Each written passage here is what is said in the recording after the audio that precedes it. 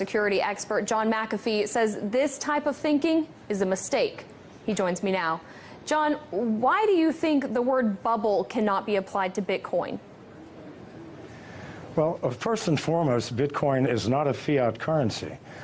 It costs over $1,000 to create a Bitcoin today in electricity and computing costs. Second, the value of Bitcoin is linked to the number of users and the number of transactions. It is not a speculative investment, even though it is being used as such by many people. As the Bitcoin network grows, the value of Bitcoin grows. As people move into Bitcoin for payments and receipts, they stop using US dollars, euros, Chinese yuan, which in the long term devalues these currencies. So what you're seeing is more of a currency devaluation than a bubble in Bitcoin. As more people use it, it has more intrinsic value. And again, the cost of producing a Bitcoin increases with the value of the Bitcoin. So this is not something that we're pulling out of thin air. This is something that's created with massive amounts of electricity and computing power. Well, someone who disagrees with you on the term of bubble when it comes to Bitcoin is Mark Cuban. Back in June, he tweeted, "I think it's a bubble. I just don't know when or how much it corrects." When everyone is bragging about how easy they're making money, that equals a bubble. Now, when he tweeted that, Bitcoin dipped in price.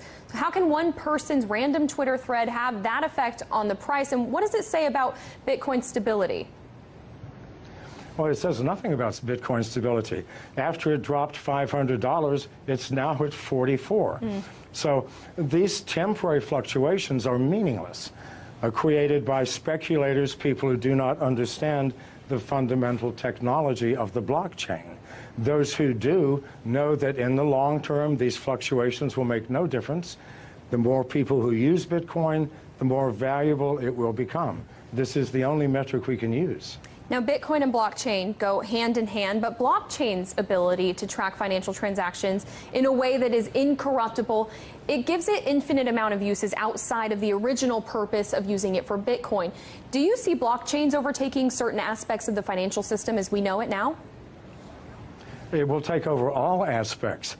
People think that Bitcoin or the blockchain is owned by someone, by a company or by a consortium. No, this is strictly a mathematical formula that nobody owns, that we are all participating in.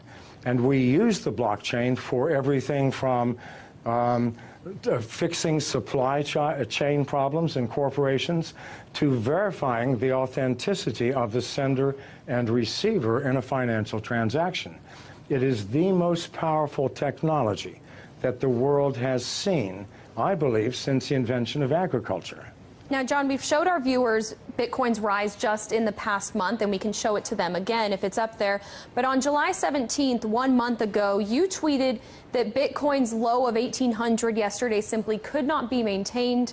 In the long term, Bitcoin moves above 500,000 within 3 years. Bet, you ask? So I ask you, John, do you stand by your statement? Well, keep in mind, as Bitcoin grows and grows in value, other currencies, national currencies, are going to decline. So the advantage to using Bitcoin, the advantages are huge. If I do a wire transfer, it'll take me 24 hours. If I do a Bitcoin transfer, it takes me 30 seconds. It is instantaneous. I know people who do not use any other currency now other than Bitcoin. They buy their houses, their cars, everything using Bitcoin by connecting to other users who sell the things that they need. As more and more people use this, what will happen to national currencies? They will obviously devalue. They have to. So that 500,000 includes a massive devaluation in the US dollar, which absolutely has to come if Bitcoin continues to grow at its current rate.